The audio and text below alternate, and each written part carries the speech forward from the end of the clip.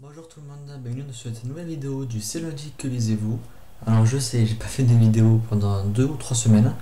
La raison est simple, c'est que j'étais bloqué avec le livre, j'ai mis presque 2 semaines et demie je crois pour le lire. Donc voilà, j'avais pas de livre à présenter, donc je vais pas faire de vidéo pour rien. Donc voilà, petit récapitulatif des 3 dernières semaines, donc il n'y a que 2 livres. Alors quel est le livre qui m'a bloqué? C'est tout simplement Fade Lines, tome 2, Au bord du mal. J'avais adoré le premier, moi je l'ai lu il y a 1 an et demi je crois. Je crois que c'était janvier 2012, donc oui, 1 an et demi. Et je l'avais adoré.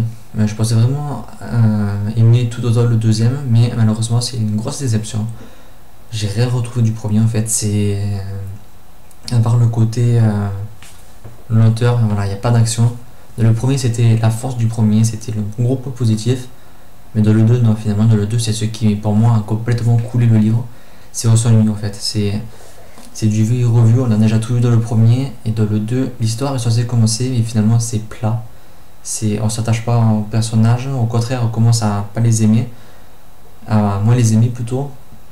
Voilà, j'ai pas trouvé de choses vraiment super. Par exemple, la scène d'action au début. On a mis une scène d'action qui dure 3 chapitres. Hein.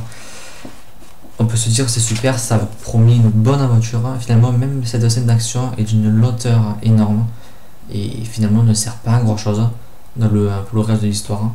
Donc voilà, très déçu, l'histoire n'avance pas, elle n'avance qu'à l'effet du livre. Et c'est une histoire voilà, assez vue et revue. Pour moi, c'est vraiment dommage. Il paraît que le 3 et le 4 sont largement mieux, donc je croise les doigts. Sinon aussi la fin, parce que comme le premier, ce livre peut se suffire à lui seul. Il faut lire le premier d'abord, mais on peut l'arrêter à partir du deuxième, vu que l'histoire est terminée, centrale. Sauf bien sûr la dernière ligne qui nous laisse, voilà, qui nous fait comprendre qu'il y a une suite à cette histoire. Donc à lire ou à pas lire, moi j'ai la suite de ma paix à lire, donc je vais la lire. Mais voilà, j'espère quand même que ça sera mieux, il paraît que c'est mieux, mais voilà, pour moi c'est beaucoup trop...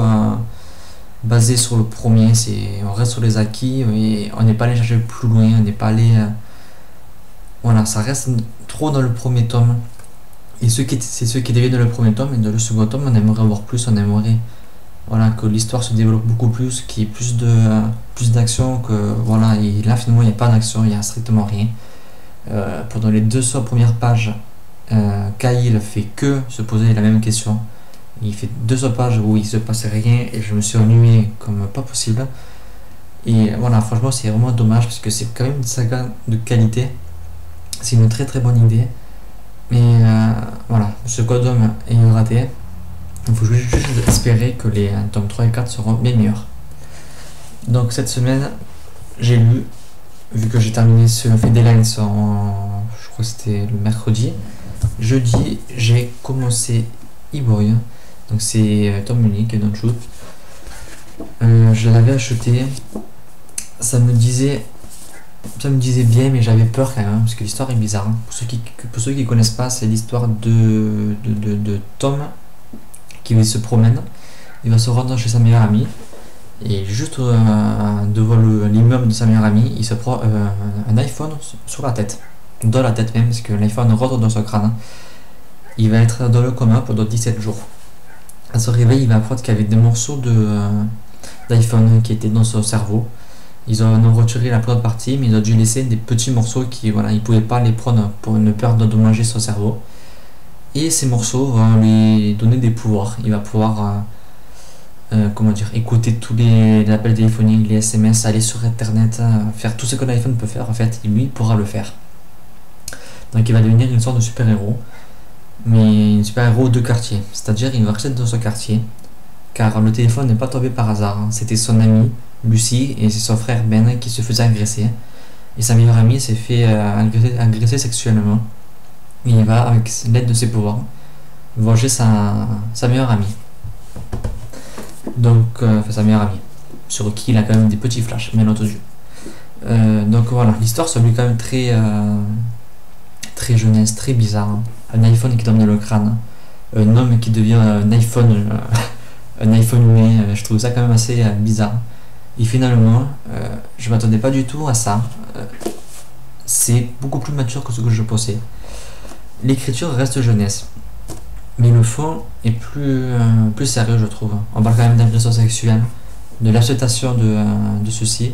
Est-ce qu'on peut l'accepter? C'est la question qu'on se pose.